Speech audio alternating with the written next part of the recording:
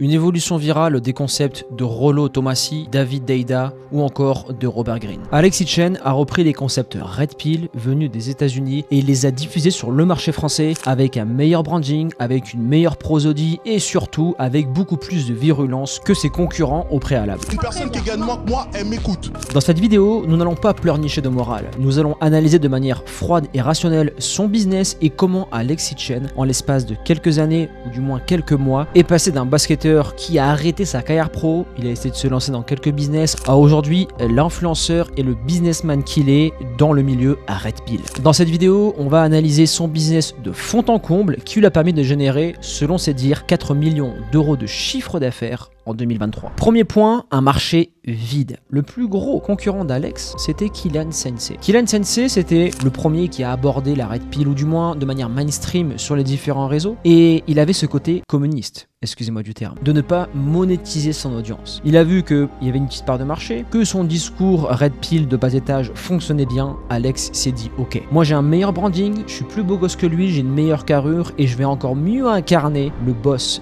des Red Pill, le boss des simps et faire des vidéos. Et quand tu as un marché vide et que tu corresponds aux différents standards qui avaient déjà, par exemple Alpha Male Strategy, Red Pill aux States, Alex Itchen a repris aussi ce concept. Il est arrivé en France, il a tout explosé, et ce qui nous mène au deuxième point. Alex a très vite compris la psychologie humaine et il l'a vu au travers d'Andrew Tate. Il a vu que Andrew parlait à un public de simp et de sado-masochiste. Le sado est très simple. Il adore être victimisé, il adore être insulté et il adore être rabaissé. On explique à la personne que c'est une merde, que c'est de sa faute. I was just wondering if...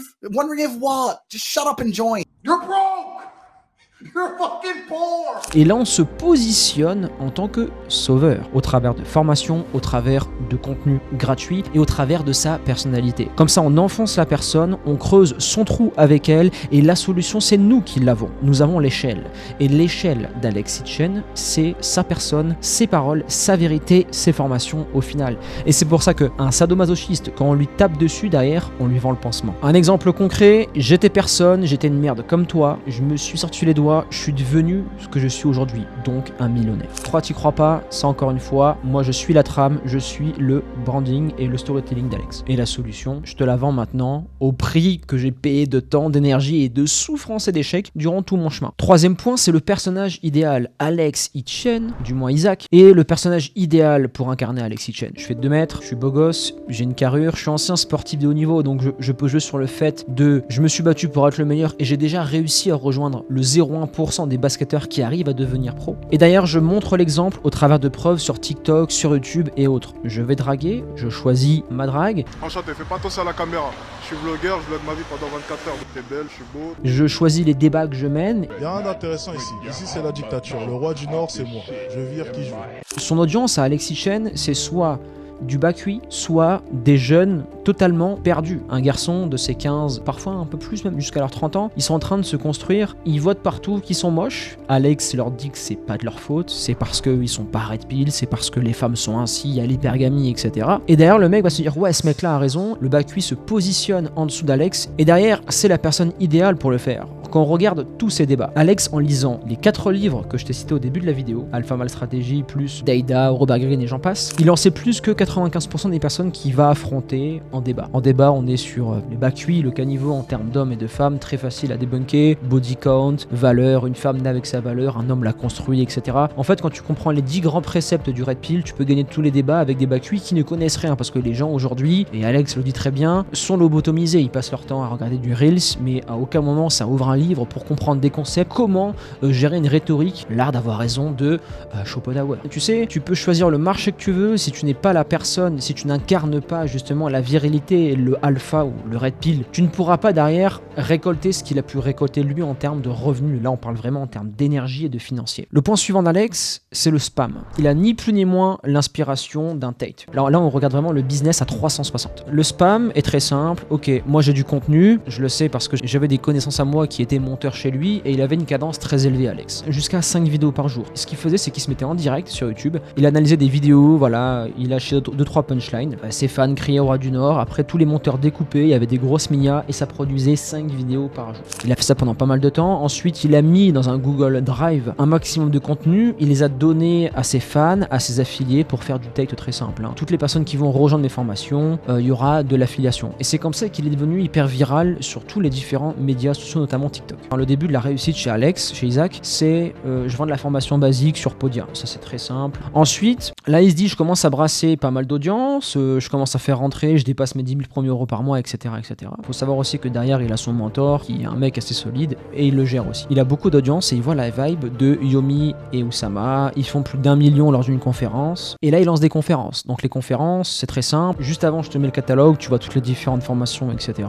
Ici, on n'est pas là pour dire si elles sont bonnes ou mauvaises, on est là pour dire que en chiffres, c'est ça et ça. Les conférences, le problème, c'est que tout se passe sur Webinar Jam. Je le sais parce que moi, je fais des conférences sur The Free Coaches. Il commence, voilà, il monte sur Webinar Jam. Donc, Webinar Jam, le paiement le plus cher, on peut aller jusqu'à 5000 visiteurs. Mais déjà, c'était du show, c'était de l'organique. Et je me rappelle, à ce moment-là, j'analysais un peu parce que c'était intéressant. Il vendait un produit à 497 € et un jour, il a fait dimanche, mercredi, dimanche. En gros, il a fait quasiment 3 conférences la même semaine. Et il a poncé ça pendant 2-3 mois. Sûr à 100% que là, il a fait quasiment 1 million, voire plus. Il a beaucoup brassé durant cette période-là, voire même 2 millions. J'ai accès à ces chiffres. Un youtubeur et influenceur dans la Red Pill aussi, lui, quand il fait un webinar, il fait plus de 200 000 € le soir même. Isaac, ça doit être la même chose. Il a beaucoup d'organique, il a beaucoup de mails. Bref, page de vente, tu rentres nom, mail, numéro de téléphone. Le principe du webinar, c'est derrière ta automatisation sur le logiciel Zapier ou Make, relancer en message avec Twilio, relancer avec ManyChat sur Facebook. Tu as des messages en permanence pour optimiser le taux de présence. Isaac, il faisait jusqu'à quoi? Il partageait le lien de son webinar en story pour optimiser le taux de présence parce que dans sa commune, il y a des teubés qui savent même pas où retrouver le lien du webinar. Ça, c'était sûr à 100%.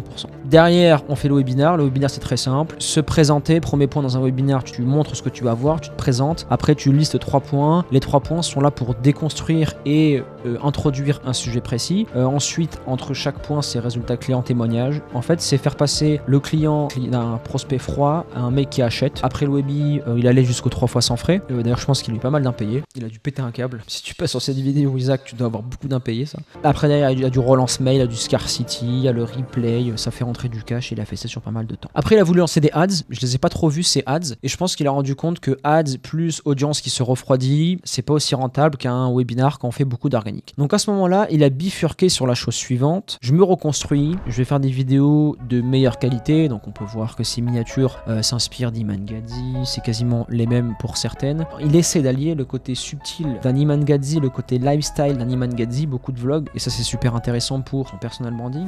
Derrière aussi, spammer comme un Tate. En fait, il a pris les deux stratégies. Il a pris la beauté, la subtilité de contenu d'un Iman Gadzhi et la quantité, le spam d'un Andrew Tate. Il y a de l'affiliation, School Addict. Voilà, on chope toutes les personnes qui sont fauchées, mais que voilà, qui peuvent avoir accès à 49 € par mois, je crois. Et voilà, il veut du recurring, il veut que ça brasse. Et c'est une stratégie sur le long terme qui lui permettra, en fait, le webinar, c'est bon, il a pensé son audience organique. Là, il veut aller long terme. Une stratégie qui fonctionne. Et à voir ce que ça donne dans les prochaines années. À voir le maintien de son contenu. À voir s'il se fait pas éteindre un jour ou l'autre par de la concurrence ou par des dramas. Il y a les dramas des monteurs, ça, bien évidemment, ça dure 10 jours après ça passe. Donc ça, c'est pas une chose qui va l'éteindre. Après, on verra par la suite. Mais son business repose essentiellement sur un marché libre, ou du moins une médiocrité des anciens qui étaient là à Red Pill, qui n'ont pas su saisir l'opportunité de faire le maximum de cash. La leçon à retenir, toi, en tant que coach 2.0, c'est que l'organique passe par un branding. En fait, plus ta personnalité est forte, plus ce que tu dis est pertinent. Derrière, on va générer de la confiance et une grosse audience. Avoir l'attention des gens, c'est ce qui te rendra riche. Par exemple, dans le business de Free Coaches, c'est 80-20. C'est 80% des clients qu'on attire via de la publicité et 20% qu'on attire via de l'organique. Le but est d'augmenter l'organique et de réduire la publicité pour augmenter la rentabilité. Mais pour ça, il faut être présent partout et il faut accepter de vivre une vie de menace que ce mec a. Il reçoit des messages de mort tous les jours, c'est sûr à 100%. Il met des stories 100% sûrs minimum 6 heures après les lieux dans lesquels il est passé pour éviter de prendre un guet-apens qu'on le raquette. C'est pas pour rien qu'il habite à Dubaï aussi. Au-delà de la fiscalité, c'est sûr qu'il doit avoir beaucoup de haters, mais c'est les règles du jeu. Aujourd'hui, à lui de savoir gérer. Il est dans un momentum pour, sur le long terme, faire des grosses